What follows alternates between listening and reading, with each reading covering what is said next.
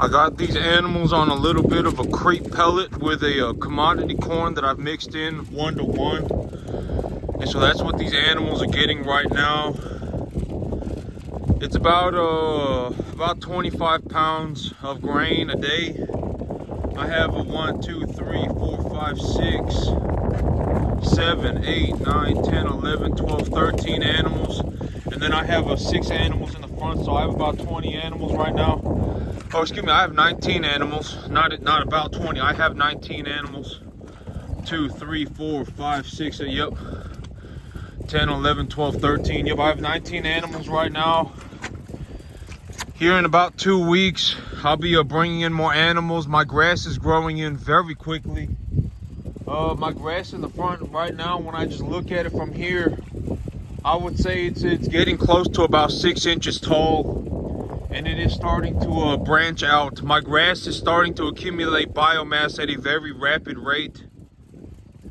The 6 cattle in the front, I have started to the three that I had in the past have been introduced to the grass already, but the new ones I am introducing to the grass slowly. Starting yesterday, I am introducing them to the grass. Okay, so animals, when they the smaller they are, the more concerning their diet is. And so, like, if I buy animals, right, if I buy animals and they're 3.5 weight, they're 350, 2.5 weight, 250 pounds, if somebody tells me that they are preconditioned, they need to be preconditioned, or I need to precondition them myself. They just need to straight up tell me that they're not preconditioned, because the smaller the animal is, the more concerning their diet becomes. 100%, okay? And when someone like, okay, so when I talk about things, right, like, you got to understand that I make over $100,000 a year running commercial cattle on my 10 acres.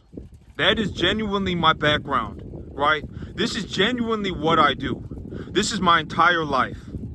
I make over $100,000 a year. Granted that maybe I keep about 50, 60,000. So the things that I talk about when it comes to cattle and when it comes to doing this stuff are the things that are relevant to me. And understand that the things that are relevant to me ultimately, like, the things that are relevant to me are relevant because they are a part of my life, right? And it's like, I make over $100,000 a year running commercial cattle on 10 acres. Understand that. And when I talk about things, understand that it is very important. I don't just talk about these things because they are just foo-foo dust, la-la land kind of stuff, right? They're not like, oh my God, you know, whatever. They're not subjective. These things that I talk about are very important. Very important. And there is a reason why I do things the way that I do. And that's why I say, you know, if someone is looking to make money in the cattle business, look at, you know, it's like if you want to be a chef, you should eat good food, right? If you want to be a chef, you should eat good food. And it's the same thing with anything else. If you want to learn, you know, how to be a carpenter, you should look at people who are good at, you know, look at their work, right? It doesn't matter what it is. And the same thing with farming. It's like, if somebody wants to be a farmer and they want to make money farming, you know, it's probably a good idea to look at somebody who is objectively making a lot of money. And so my background is that I make over, you know, I do something that almost I haven't seen anybody else able to accomplish it yet. I drive around all the time. When I drive around, I look around, and I've been looking to be a farmer for the last 15 years of my life. And so for the last 15 years of my life, every time that when I've driven around and when I've looked around, I've been able to just see what's going on, right? And so for the last 15 years, the only goal of my life was to be a farmer. And I've been around just all over the place, and I've taken a look around, and I haven't seen anybody to this day that is doing this except for me. And one of the big reasons why I got here was because I put in so much effort over so much time. And that needs to be considered too. There is no such thing as copying something. Like, if I went out and tried to copy LeBron James, right? I said, oh my God, LeBron James is great at basketball. Let me copy LeBron James. I would look handicapped, right? Legitimately. I'm not just going to show up at the very end and copy him, right? It's just not possible. And so you have to absorb the entirety of the situation. It's not just cattle, it's not just grass. I'm also running a business, right? I'm also, I got, it's also a character development and stuff like that, right?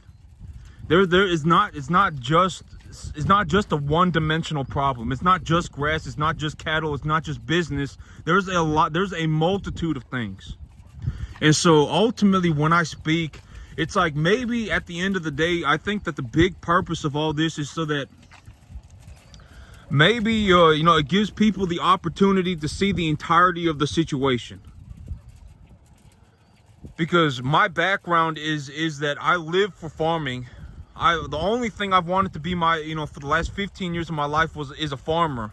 I finally found a way to make it, and objectively I make over $100,000 a year running commercial cattle on 10 acres. Objectively, it's not subjective. And so the things that I talk about are very important, and I talk about them because they are very important, and they need to be recognized all the time. The smaller the animal is, the more concerning their diet becomes.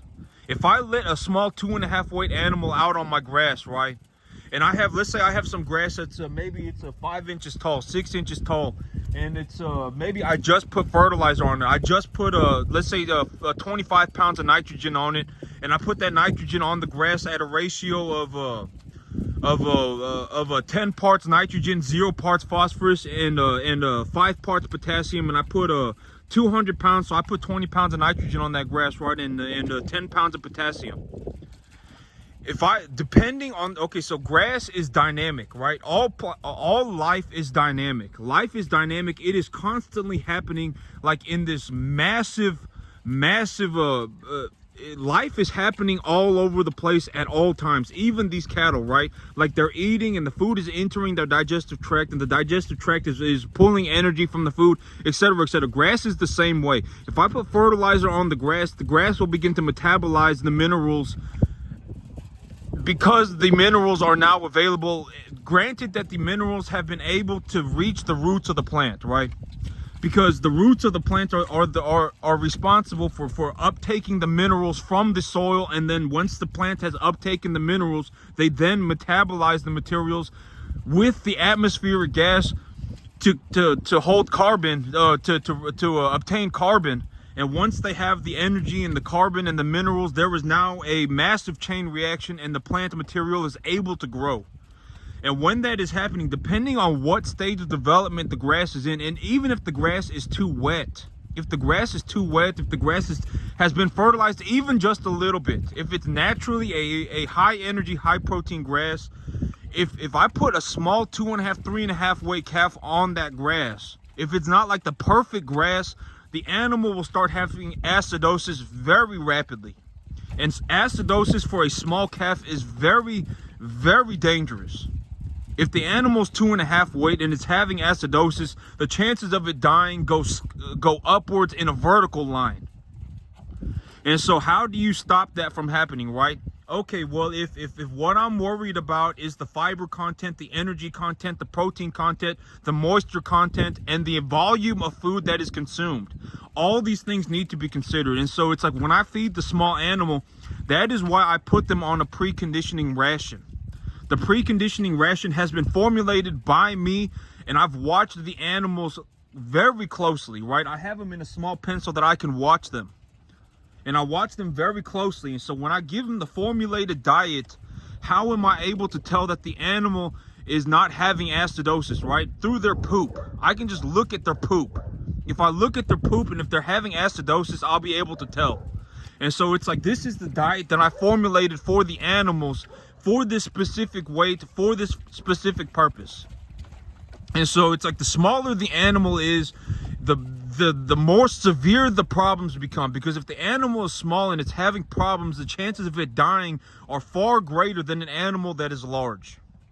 It doesn't matter what the problem of the animal is. It could be illness, it could be diet, it could be anything. And so, like when the animals, like when I talk about these things are very important, right? And you got to understand these things to, if I did not understand these things, I would not be able to operate this business.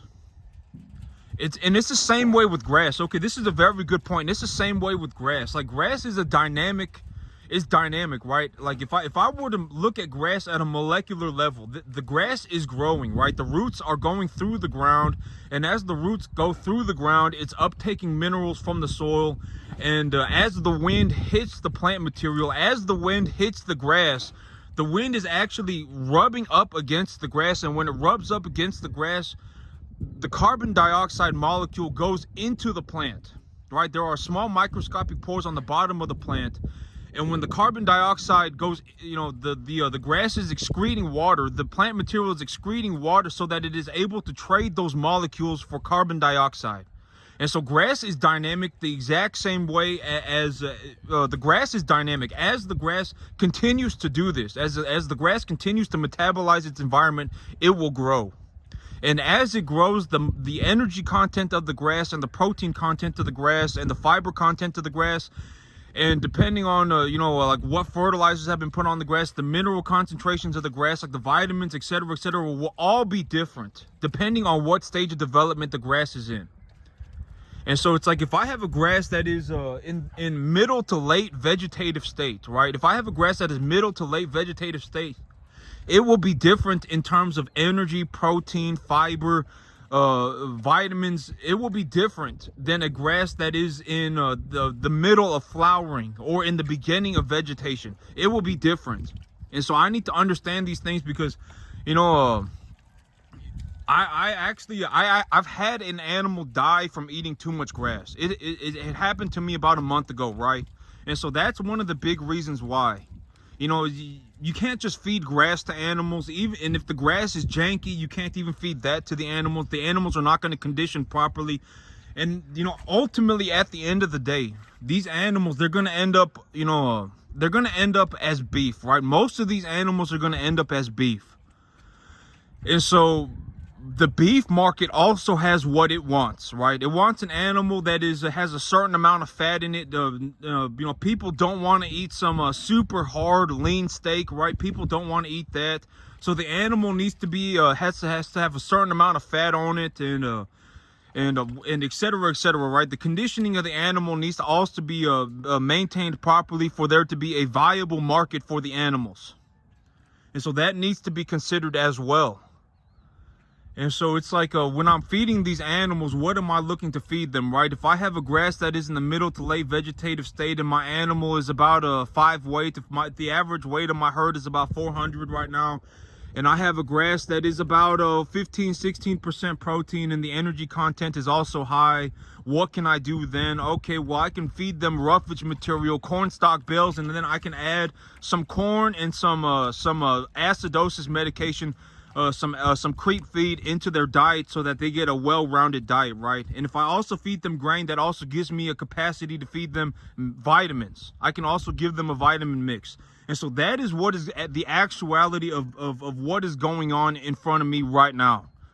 All this stuff, everything that happens on my farm happens through my intentions, right? Because I'm the only person here. I'm a one-man team.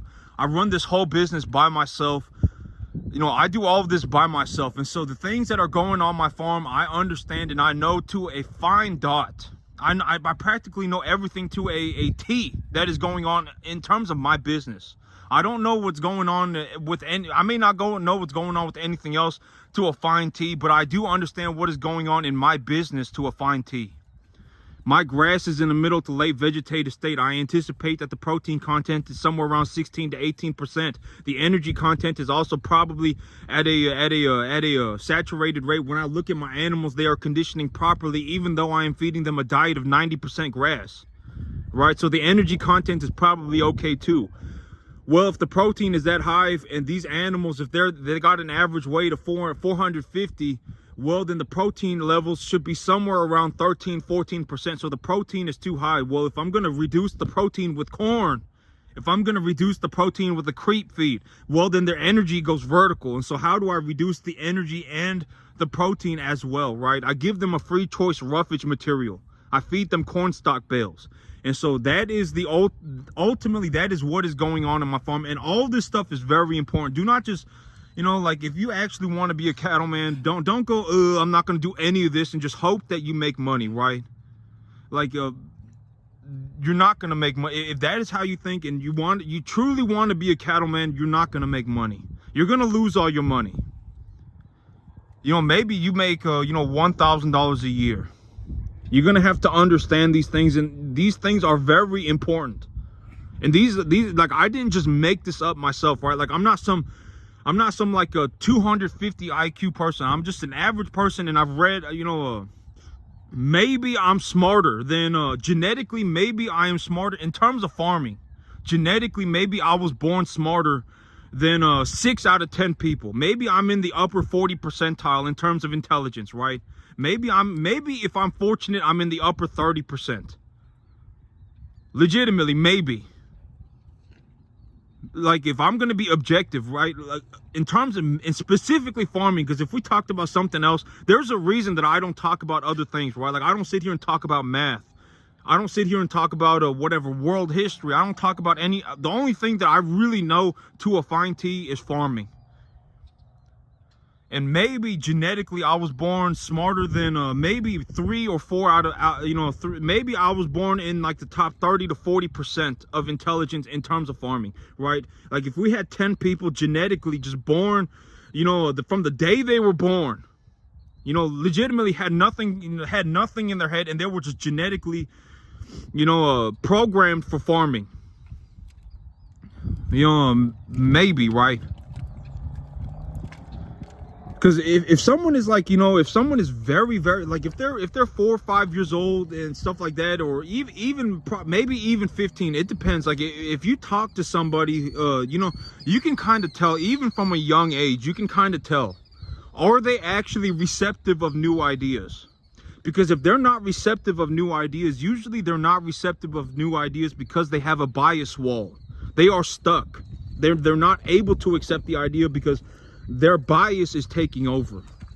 And so, you know, like, if you get to someone who is very, very just they are receptive, 100% receptive of new ideas, they don't really think anything of it, then it's very easy to teach them, right? It's very easy to teach them. The ground is negatively charged. Your fertilizer, you know, you have fertilizers with charges on them. Some are positive and some are negative. If you feed an animal, you're gonna have to look at different things like the energy content, the protein, the stuff like this is very easy. If someone, because the moment you get to someone who's like, oh yeah, you know, in La La Land, I'm a cattleman, and you know, my animals walk around on brush, and you know, and whatever, right? That's at that point, it's probably, you can see, like me, when I drive around, right, I don't just drive around the corner. I go to the sale barn 10 towns away. I go to the sale barn to the west. I go to the sale barn to the northeast. I go to the sale barn to the east. I go to the sale barn to the, I go all over the place. And there are a lot of people that just, you know, it's like they're running. They got cattle walking around on brush, right? They got cattle walking around on brush. It's just not a good situation, right? The animals are, you know, in a body conditioning score of 4 to 5. It's not a good situation, right? And so, I mean, but that's it for me today, YouTube. Y'all have a good one.